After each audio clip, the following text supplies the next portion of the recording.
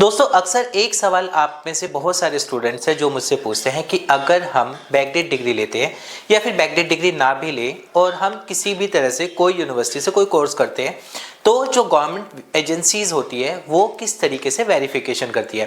यानी कि अगर आपने किसी भी XYZ यूनिवर्सिटी से या तो बैकडेट डिग्री ली है या फिर आपने सही तरीके से की है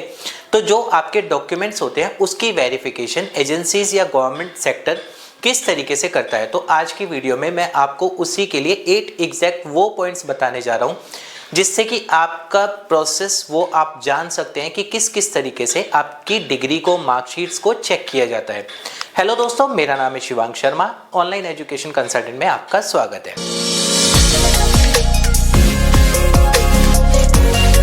दोस्तों इसमें सबसे पहले नंबर पे आता है यूनिवर्सिटी का डेटाबेस। यानी कि जब आप अपनी मार्कशीट या जो भी आप गवर्नमेंट जॉब में जब अप्लाई करते हैं और आपका सिलेक्शन हो जाता है तो डॉक्यूमेंट वेरिफिकेशन के बाद जो है आपके जो डॉक्यूमेंट्स होते हैं उसको यूनिवर्सिटी के डेटा से क्रॉस चेक किया जाता है। अब यूनिवर्सिटी के डेटा में आपका क्या क्या होता है, आपका एडमिशन डेट यानी कि आपने किस डेट को एडमिशन लिया था, आपने जो फीस सबमिट की होगी उसकी डिटेल्स की, आपने कब कौन सी डेट को यूनिवर्सिटी को फीस पे की थी, उसके बाद आपका जो एग्जाम अगर यूनिवर्सिटी ने कंडक्ट करवाया था तो उस एग्जाम की भी एक अटेंडेंस शीट होती है, वो आपकी कब हुई थी। इसके बाद अगर हम बात करें तो हाँ, रिजल्ट जो आया था वो किस डेट को आया था, उसी के अकॉर्डिंग आपका है क्या। और उसके बाद अगर हम बात करें तो डिग्री पर जो इशू डेट होती है वो सीधी सी बात है कि आपकी एक एक डिटेल नंबर 1 स्टेप ही ये होता है कि एजेंसीज जो करती हैं वो सबसे पहले इस चीज़ को वेरीफाई करती हैं कि आपका जो डेटा है वो यूनिवर्सिटी के डेटा से पूरी तरह से मैच हो रहा है या नहीं हो रहा है। तो ये सबसे पहला स्टेप होता है किसी भी गवर्नमेंट एजेंसी का वेरिफिकेशन प्रोसेस में। नंबर 2 पर बात करते हैं तो एनरोलमेंट का सीक्वेंस। एनरोलमेंट का सीक्वेंस से क्या समझ में आता है, अगर मान के चलिए किसी ने 2021 की जो यूनिवर्सिटी के एनरोलमेंट है उसका सीक्वेंस एक 2021 का अलग चला होगा, 2022 के तो 2022 का अलग होगा, 2023 है तो उसका अलग होगा। यहीं पर अगर कोई बैकडेट डिग्री लेता है कि 2019 या 20 की तो वो जो सीक्वेंस है वो उस सीक्वेंस से कभी भी मैच नहीं कर सकता है जो उस टाइम पर किया गया, यानी कि आज से 4 साल पहले या आज से 5 साल पहले या आज से 10 साल पहले। तो यहाँ पर जो गड़बड़ सबसे पहले हो जाती है वो रेड फ्लैग यहाँ पर ऑलरेडी मिल जाता है कि जो आपका सीक्वेंस है अगर आपको 2022 का कोई पास आउट दे रहा है यानी कि 19 से 22 सेशन का, तो जो 19 वाला एनरोलमेंट का सीक्वेंस जो यूनिवर्सिटी के डेटा में एक ऑलरेडी मेंटेन हुआ होगा बाय रजिस्टर्ड और बाय सब चीज़ों के साथ, वहाँ पर आपका जो है वो क्लैश कर जाएगा और यहाँ पर एक रेड फ्लैग मिल जाता है कि हाँ, आपका एनरोलमेंट सीक्वेंस ही उस यूनिवर्सिटी के जो रेगुलर स्टूडेंट होते हैं जो उस टाइम पर कर चुके हैं उनसे आपका एनरोलमेंट का सीक्वेंस मैच नहीं होता है। तो ये दूसरा होता है आपका जहां से आप पकड़े जाते हैं। नंबर 3 पर बात करें तो एग्जामिनेशन। एग्जामिनेशन एक बहुत ही बड़ा फैक्टर होता है। एग्जामिनेशन में आपने भी कभी ना कभी 10th के तो अभी दिए ही होंगे, 12th का दिया होगा या और भी आपने ग्रेजुएशन कर चुके तो उसका या मास्टर डिग्री कर चुके तो उसका। आप हमेशा एग्जाम हॉल में जाते हैं। एग्जाम हॉल में सबसे पहले आपको एक शीट मिल जाती है, आंसर शीट जिसको हम बोलते हैं। आंसर शीट पे प्रॉपर एक बार कोड वगैरह होते हैं या फिर कई यूनिवर्सिटीज़ में ये भी होता है कि हाँ, कुछ गुदा हुआ यूनिवर्सिटी के लोगो वगैरह या कुछ सीरीज जैसे होती है। तो वहाँ पर क्या होता है कि वो आंसर शीट का जो सीक्वेंस है जो रेगुलर स्टूडेंट ने उस टाइम पे किया होगा उस चीज़ से आपका बारकोड कभी मैच ही नहीं होगा। नंबर 2 पे होता है एग्जाम में अटेंडेंस शीट भी होती है। आपने देखा होगा जब भी एग्जाम में जब टीचर होते हैं वो एक शीट भी लेके आते हैं जिसपे वो प्रॉपर आप लोगों के साइन करवाते हैं। आप लोगों के साइन करवाने के बाद वो उस पर अपने साइन करते हैं,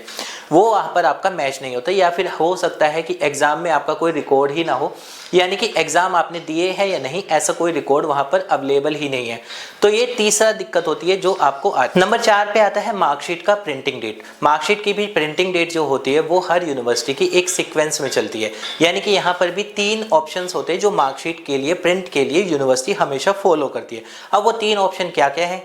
डॉक्यूमेंट किस डेट को प्रिंट हुआ है, किस बैच के लिए प्रिंट हुआ है और किस सिस्टम आईडी के साथ प्रिंट हुआ है। ये तीनों चीजें वहां पर यूनिवर्सिटी के रिकॉर्ड्स से मेंटेन होती है और तब जाकर एक मार्कशीट को प्रिंट किया जाता है। यहाँ पर होता है जैसे कि कई बार होता है कि आप मार्कशीट, आप रेगुलर स्टूडेंट है, रेगुलर स्टूडेंट होने के बाद भी यानी कि आप कोई बैकडेट डिग्री नहीं कर रहे हैं, फिर भी आपकी मार्कशीट कई बार पेंडिंग आती है कि बहुत डिले हो रहा है, 6-6 महीने हो गए आपकी मार्कशीट अभी तक नहीं आई है। तो उसका रीजन क्या होता है, वो यही होता है कि आपके बैच के अकॉर्डिंग, सिस्टम आईडी के अकॉर्डिंग और उस बार कोड के के अकॉर्डिंग, जो एक सीक्वेंस चलता है प्रिंटिंग का भी, उसके अकॉर्डिंग वो मार्कशीट प्रिंट होती है, तो कई बार इस वजह से डिले हो जाती है। लेकिन जो स्टूडेंट अगर बैकडेट डिग्री लेते हैं उनका इस तरह का कोई रिकॉर्ड मेंटेन नहीं होता है। मैं अगर आज की डेट में बात कर रहा हूँ कि हाँ 2025 चल रहा है, 2026 चल रहा है, और इस टाइम पे अगर मैं 2024 या 2023 की बैकडेट डिग्री की बात करूंगा तो यूनिवर्सिटी ने जो उस टाइम पर प्रिंट किया होगा सीक्वेंस के साथ, सिस्टम आईडी के साथ, वहां पर मेरी मार्कशीट का उस सिस्टम आईडी और उस सीक्वेंस के साथ मैच होना बिल्कुल इम्पॉसिबल होता है। तो ये होता है एक हमारा एक और ड्रॉबैक, जहां पर हमें बैकडेट डिग्री में हमेशा फंसने के चांसेस रहते हैं। नंबर 5 पर यहीं पर पॉइंट आता है ऑफिशियली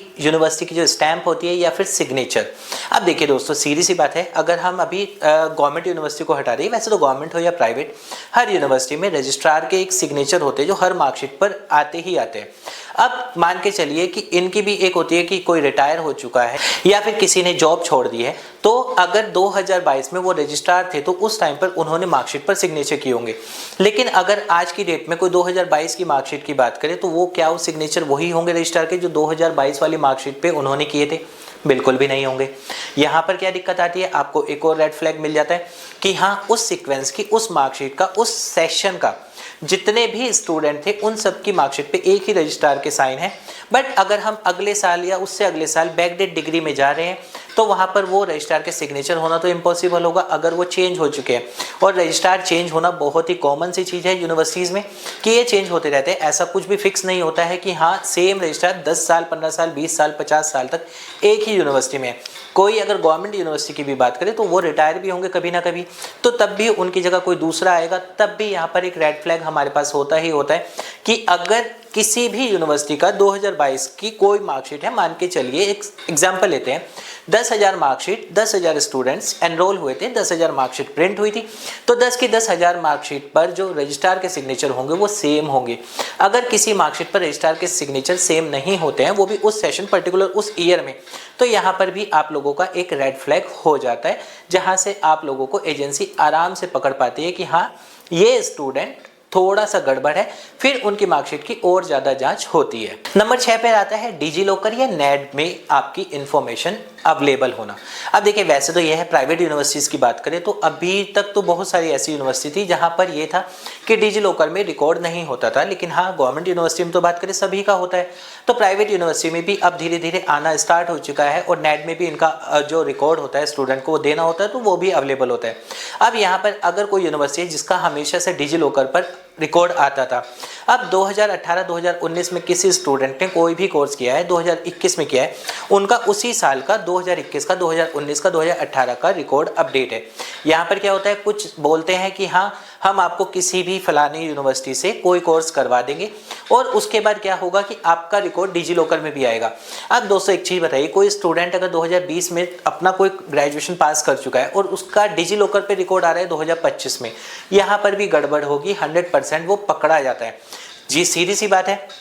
अगर मैंने कोई भी यूनिवर्सिटी से, किसी भी XYZ यूनिवर्सिटी से, चाहे वो प्राइवेट हो चाहे वो गवर्नमेंट हो या सेमी गवर्नमेंट हो, अगर मैंने कोई कोर्स 2020 में पास आउट किया था तो मेरा रिकॉर्ड डिजी लॉकर पे भी 2020 से ही आना चाहिए ना। 2025 में आ रहा है, 2020 से पहले तक कुछ नहीं था, 2024 से पहले कुछ नहीं था। यहाँ से भी वो रिकॉर्ड क्रैक करना ईजी हो जाता है और जहाँ से आप लोगों की डिटेल ईजिली एक्सेस हो जाती है कि हाँ ये स्टूडेंट कुछ ना कुछ गड़बड़ करके बैठे हुए हैं और यूनिवर्सिटी ने भी इनका रिकॉर्ड अगर लेट चढ़ाया है तो उसके लिए भी इंक्वायरी होती है। नंबर 7 पर इसमें आता है cross verification with previous record. यहाँ पर यूनिवर्सिटी से कोई लेना देना नहीं होता, यहाँ स्टूडेंट से ही लेना देना होता है। अब इसमें क्या है कि अगर किसी स्टूडेंट ने लेट्स सपोज बैकडेट डिग्री ली है और उसी ड्यूरेशन में उसने कोई और पर्टिकुलर कहीं पर जॉब की जहाँ पर उसका PF कटा हुआ है, या फिर उसने पर्टिकुलर आउट ऑफ इंडिया था, या फिर हो सकता है कि उन्होंने कुछ ना कुछ किसी न किसी दूसरी यूनिवर्सिटी में पूरे रिकॉर्ड के साथ अपना कोई क्वालिफिकेशन अपनी की थी। यहाँ पर भी आप लोगों को एक दिक्कत आती है कि सेम सेशन में अगर एक स्टूडेंट के रिकॉर्ड 2 जगह पर पाए जाते हैं